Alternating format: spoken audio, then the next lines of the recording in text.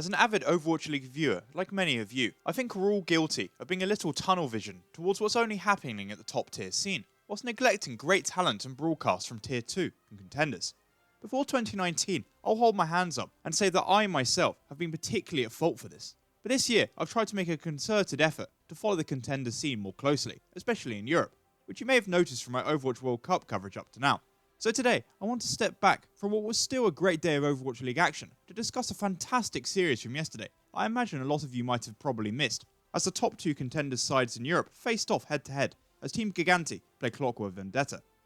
To set the scene, both sides came into this matchup with 5-1 records and a solid enough mapped record, but as long as the series was close, both sides would likely find themselves still in the top two spots, giving them first round byes in the playoffs. But for a little more background on the two teams, Clockwork Vendetta had taken the Overwatch scene by storm after they started to announce themselves in Contenders Trials a couple of months ago, after dominating the second 2019 season of Europe's Open Division. At first, their success was muted by those who brushed them aside as, quote, just a bunch of one-tricks that would fall apart in the face of properly run and executed GOATS compositions. Even I had my doubts initially, but this began to change as they soared to the top of the trial standings, booking their spot in European contenders. Their bunker-style comp with May and Torb just seemed to have no answer, with GOATS comps getting hammered left, right and centre, and there was genuine hype around whether this success could continue against Europe's best. The simple answer was yes it could. The side had only lost one series, and each and every one of their players, Ricky, Engineer, Moose, McMutter, Sky Reaper, Minimi, Purge, Zytel, had each been showing off their skill and talent for the world to see. They weren't just a bunch of one-tricks, they were experts who through their talents were defining the very foundations that Europe would play off of, with many teams leaving GOATS behind in favour of playing the new Clockwork compositions.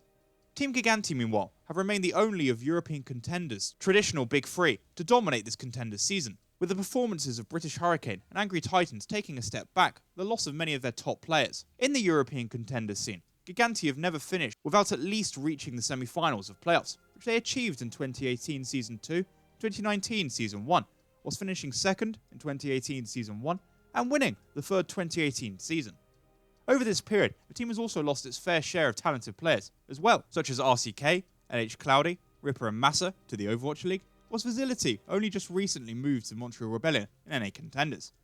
That said, they still have a very strong side, with the experienced Finnish talents of Zupe, Zappis, Davin and Milky Man, with the roster being rounded out by the Frenchmen Lilbo and Leaf, and they've marched on to a 5-1 record entering this contest. This match was for all the initial pre-playoff bragging rights, and the hype began to build, led by the brilliant English broadcast commentators of Trid, Blank, Jaws and Leg Day, who I think both on Twitter and on the Twitch streams themselves have done an excellent job at interacting with and representing the European contenders scene, whilst providing both energy, entertainment and great analysis during the matches as well. The latter pair of Jaws and Leg Day were at the reins for this affair as the team took to the first control map Busan. Clockwork Vendetta came out on a variant of their signature Clockwork comp, with Minimi and Moose on Orisa and Roadhog, Sky Reaper, Solar Healing on Mercy, whilst Ricky played as May and Zytor and McMutter were on Double Sniper. Interestingly, Gigantti ran a similar composition, except that Lilbo was solo healing on Baptiste, whilst Davin would play Torb and Zappis ran a third tank of Diva. The first fight for the point was very scrappy, with members of both sides falling multiple times, as the point was jostled over for a considerable amount of time. It wasn't until Clockwork Vendetta used 4 ultimates, including Valkyrie and a Dragon Strike, did they finally finish the teamfight and get the first cap. I want to take this moment to focus on Ricky and his May, who showed early on how valuable May's kit is in these sorts of matchups, highlighting why we're seeing a lot of Overwatch League teams run her with these sorts of compositions as well, at the moment. Not only can her wall be used as an extra barrier to wall off individual targets or routes of access to the point, it's also been used expertly as a counter to the Halt Hook pulled port comp, with the wall breaking Roadhog's hook from pulling in a target. Moreover, her Blizzard, particularly around these sorts of control points, is very effective at splitting apart teams, locking down players individually for easy kills to win teamfights. CV utilised this to help them win the next teamfight and take their capture progress up to 76%, before a Torb ultimate and amplification barrier finally saw the point flipping Gigantti's favour. Leaf was really having a good game at this point and getting the better of Zytor in the Hanzo head-to-head, and they managed to reach 84%, where after yet another scrappy fight, CV just managed to edge the point back in their favour, thanks to some important kills from Moose. Reaching 99% however, they positioned themselves too far forward, and they got caught out by a quick engagement and Dragon Strike from the side of Gigantti. This left little time on the clock for a recontest, and a slight stall couldn't prevent the first round from going to Gigantti. The second round on Mecha Base was a lot more one-sided, despite the mirror matchups of what Clockwork Vendetta had been running during the first round. Leaf was playing fantastically and was getting kill after kill on Hanzo, was being supported by Davin on Widow and Zappis on Mei. The point went 100-0, and Gigantti found themselves one up early on in this series, and interestingly, getting the better of their opponents whilst utilising their composition. Problems continued for Clockwork Vendetta as we moved on to the second map on Assault, Paris. Despite subbing an engineer who played his familiar Torbjorn, Leaf had now switched onto a defensive Pharah, but his effectiveness and impact remained incredibly high as he pounded CV's first couple of attacks with little threat onto him in the sky. All Gigantti had to do was wait for Zuppe to hit a Bionade onto a target like Moose's Roadhog, who would then be quickly focused down. With 2 minutes gone, Moose got a really big kill onto Lilbo's Mercy, which looked to give them the momentum they needed to take the first point. But thanks to some brilliant healing from Zuppe on Ana, and the quick thinking of Milky Man using his supercharger, Leaf managed to stay alive without his pocket Mercy and deliver a brutal barrage to compound the CV troubles further and end this promising attack. Thanks to some quick picks from Engineer and Moose, CV managed to capture point A in the end with 1 minute left, but still Gigantti would win the driving seat. Again they struggled attacking B, but eventually the chaotic teamfights that they loved to partake in went their way, with Monk Mutter picking up some important kills on Widowmaker, allowing them to complete the map with only 38 seconds remaining. Gigantti returned to their first Busan comp on their own attack, and during their first engagement appeared to be in a great position, with damage from a quick amplification barrier almost taking down Minimi. This forced both sides to rotate, with Gigantti taking up a position on point A. Re-engaging, Clockwork Vendetta did brilliantly to win the teamfight thanks to a Blizzard Dragon Strike combo, despite losing both of their tanks. After being on the back foot for most of this series so far, it was starting to look like CV were wrestling control back towards them, with Moose and Monk Mutter getting kills in the next couple of teamfights to stall Gigantti further. With a minute left, they managed to take point A, but Gigantti struggled to get anything going on point B, as they were held back thanks to some great DPS displays from Ricky, Engineer and Monk Mutter, with Sky Reaper getting off some really important reses, as Clockwork Vendetta won the map and levelled the series at halftime 1-1.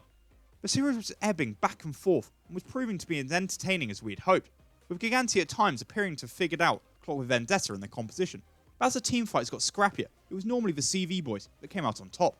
And whilst the DPS stars were having monster games, I just wanted to quickly praise Zappis as well, who on Diva, Hog and Mei was putting in a fantastic and consistent display for his side. The second half continued to deliver for this incredible series, as Gigantti came out on attack first on Hollywood, again with a similar Clockwork comp that they'd been running earlier on in this match. With the momentum in their favour, Clockwork Vendetta got the better of the first fight, thanks to a very impactful Blizzard from Ricky, which he charged in just 45 seconds. Behind the rock that is Minimi, Moose, Monk Mutter, Engineer and Ricky continued to stop attack after attack with early kills and teamfights, and it wasn't until the very end of their 4-minute time bank that Gigantti finally managed to break through and capture the first point on the back of a Diva Bomb from Zappis and some kills from Leaf on Hanzo. This finally allowed Davin to set up his Torb on the payload, where he's strongest on Escort and hybrid maps, but a quick re-engage from CV saw them take back the initiative, winning the fight off of Blizzard and Dragon Strike, burning more time off the clock. But in keeping with this crazy back and forth nature of this series, just when CV held the upper hand, a hold hook combo over a wall caught out Minimi and allowed Gigantti to start making progress again on the payload. Davin's Torb setup did not disappoint this time round, but was effective in winning the next team fight and getting the payload to the third and final section. In the end though, time and ultimates remained on the side of Clockwork Vendetta, who utilised a Molten Core and Dragon Strike to win the final team fight and finish Gigantti's progress a few meters short of the finish line. CV's own attack went in a very similar way, with it taking them some time to break through the first point, until Monk Mutter picked up a few kills. The payload at first was moving really well, and they just had under 3 minutes left in the time bank, when Monk Mutter was caught out by Zuppe, overextending on a flank, which forced him to retreat. What followed was an incredibly impressive defensive hold at the end of his second section, by Gigantti, with Leaf and Davin continuously having a huge impact on Hanzo and Torb respectively, picking up kills and cycling their ultimates to halt CV in their tracks, who themselves just couldn't ever seem to force out ultimates from Gigantti, and didn't manage to follow up on a 6v5 advantage initially in the final teamfight, as they fell apart, allowing Gigantti to win the map and retake the lead in the series, once more at 2-1.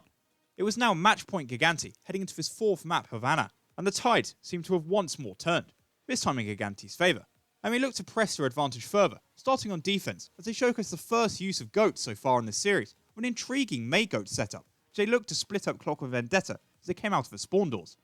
Leaf and his side made this work really well for a minute and a half, until Milky Man received some similar treatment, getting separated due to Ricky's Maywall, which ended the spawn camp defense, releasing Clockwork Vendetta. They looked set to finish the first section after Monk Mutter wiped them again after some nice kills on Hanzo, but Gigantti returned at the last second with a grab to turn the fight around and hold on, despite an excellent shield from Minimi, preventing his side from being killed by a Diva Bomb at first. With overtime about to start, Gigantti hoped to win the fight with a Blizzard and Earthshatter, but despite killing the tanks, a counter-attack from Monk Mutter and Engineer using multi-core, CV just squeaked out the fight, progressing the payload onto the next section. This was edge-of-your-seat action, with teamfights flopping back and forth, and again, it looked like Gigantti would hold on after 2 early picks in overtime at the end of the second section. But a clutch performance from Ricky's May and an inspired return from Moose on Hammond after switching off Hog at the last minute saw the pendulum swing yet again, allowing Clockwork Vendetta to make it to the final section. But despite some early successes, with McMutter continuing to pop off, CV's attack was finally brought to a close thanks to a brilliant bomb wall combo from Zappis and Leaf that saw Minimi raised above his shield, and as he was the only one contesting the point at the time, overtime expired, ending their attack. Gigantti's attack started off much stronger, despite a little delay with Moose finding some early hook kills. Davin was the main man with some key early picks on Widow to help his side advance before Milky Man's Supercharger forced his side through the first section of the map with a much greater time bank than the previous attack. Here, Davin continued to pop off with a nutty quadruple headshot highlight that ripped CV to shreds. A last defensive attempt was thwarted by Leaf's Hanzo, and with over 4 minutes now to reach the required distance, with everything going in their favour, it seemed elementary that Gigantti would pick up the win, especially with them winning the first fight in this final section as they approached the fort gates. The best way I can describe the final 3 minutes of this map would be 2 words: chaotic perfection, as Clockwork Vendetta somehow managed to continuously keep the payload stopped, largely thanks to Minimi, as Monk Mutter, Moose, and Engineer kept picking up kills, while Sky Reaper refused to die on mercy, even killing Davin on the flank in a 1v1. At times it looked like Gigantti had done it, but by pure perseverance, it seemed CV were fighting to the end, and incredibly they managed to hold on, to win the map and level the series at 2-2, taking us to a Game 5. Jaws and Leg Day have been saying it all day, that Control was one of Clockwork Vendetta's worst game types to play, but they needed to win here if they wanted the series. The sides came out on Telelius, and with the first map being, well, a hotspot for Torp, Engineer looked to put the Usurper on his hero, Davin, in his place. He had an incredible round alongside the rest of CV, with Ricky getting massive value out of his blizzards. With Monk Mutter finishing off the rest of Gigantti in overtime, he had taken the first round and were 1 step closer to victory. Lighthouse again saw Gigantti take the point first, but this time Clockwork Vendetta struggled to reassert their authority, with Leaf and Davin starting to now win the Hanzo and Torb fights, and it wasn't until a Molten Core and Hammer Kill from Engineer, as well as a late return from Ricky on Doomfist, but Clockwork Vendetta finally managed to flip the point back in their favour, with Gigantti reaching 99%. They managed to hold on for a long time, but the defence started to slowly crumble away, and despite his best efforts, Engineer could not hold on for any longer, allowing Gigantti to take back the point again at 99 to 99%, with a Davin Molten Core winning his side the round, and levelling the teams up, taking us to a crucial decider on Ruins for the series and the match. The advantage yet again started in the favour of Gigantti, as they picked off Ricky early, who found himself on the wrong side of his own wall, which led to a CV collapse, and 76% of the point, until Clockwork Vendetta finally managed to wrestle it back in their favour. As usual, picks from Moose and Monk Mutter slowed any retaliation from Gigantti at first, but then Engineer lost a 1v1 duel with Leaf after going too far forward, allowing Gigantti to push back onto the point and retake it from CV, who had reached 77%. It was nail-biting action that had come down to one final fight. It was another typically scrappy affair, with ultimates flying about and kills being exchanged, but through it all, Milky Man remained behind his shield on the point with his Supercharger, which proved to be the difference, allowing his side to win the scrap, win the fight, and consequently take this fantastic series 3-2, giving them first place in the standings as well. This match was brilliant from start to finish, and an excellent advertisement for Overwatch Contenders action, and I urge you to watch it if you did miss it, and I'll link the whole series in the description below. If I had to give each side a player of the match, I'd have to hand it to Leaf from Gigantti and Mutter from Clockwork Vendetta, who I think popped off the most and the most consistency throughout, but the skill on display all round was tremendous, and I'm excited and hoping we get to see this matchup again should these two sides make it through their playoff semi-finals, so they can go head to head for the European Contenders crown. And with that, we reach the end of this Team Gigantti as the Clockwork Vendetta review, and I'd like to thank you for watching. Let me know if you'd like to see more stuff on Contenders action in the future. But if you enjoyed and don't want to miss out on more, please like, subscribe, and follow me on Twitter for this continuing competitive Overwatch coverage and content. And I hope you enjoy the rest of your day.